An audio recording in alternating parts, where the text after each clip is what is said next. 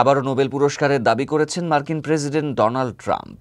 তিনি বলেছেন, চলতি বছরের শুরুতে ভারত পাকিস্তান সহ 7টি যুদ্ধের অবসান ঘটানোর জন্য তার শান্তিতে নোবেল পুরস্কার পাওয়া উচিত।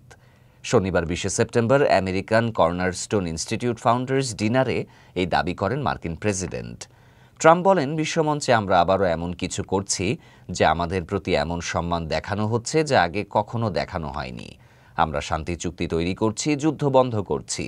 আমরা ভারত ও পাকিস্তানের মধ্যে যুদ্ধ থামিয়েছি, থাইল্যান্ড ও কম্বোডিয়ার মধ্যেও। তিনি বলেন, ভারত ও পাকিস্তানের কথা ভাবুন। জানেন আমি কিভাবে তাদের যুদ্ধ থামালাম? বাণিজ্যের মাধ্যমে। তারা বাণিজ্য করতে চায়। আমি উভয় নেতার প্রতি গভীর শ্রদ্ধা রাখি। আপনারা এসব যুদ্ধ দেখুন যেগুলো আমরা থামিয়েছি। তিনি আরও বলেন, ভারতের ক্ষেত্রে যেমন বলেছিলাম, দেখো যদি তোমরা লড়াই করো তবে কোনো বাণিজ্য হবে না, আর তোমাদের কাছে পারমাণবিক অস্ত্র আছে, তারা থেমে গিয়েছিল। ট্রাম্প বলেন, আমাকে বলা হয়েছিল যদি আমি রাশিয়া ইউক্রেন সংঘাত থামাতে পারি তাহলে আমি শান্তিতে নোবেল পুরস্কার পাব। আমি বললাম, তাহলে বাকি 7টির কি হবে? প্রতিটির জন্য তো আমার একটি করে নোবেল পাওয়া উচিত। তিনি জানান, রাশিয়া ইউক্রেন সংঘাত সমাধান সহজ হবে ভেবেছিলেন, কারণ তার সাথে প্রেসিডেন্ট ভ্লাদিমির পুতিনের ভালো সম্পর্ক আছে। তবে তিনি হতাশ। মার্কিন প্রেসিডেন্টের ভাষ্য, পুতিনের প্রতি আমি হতাশ, কিন্তু সম্পর্ক আছে।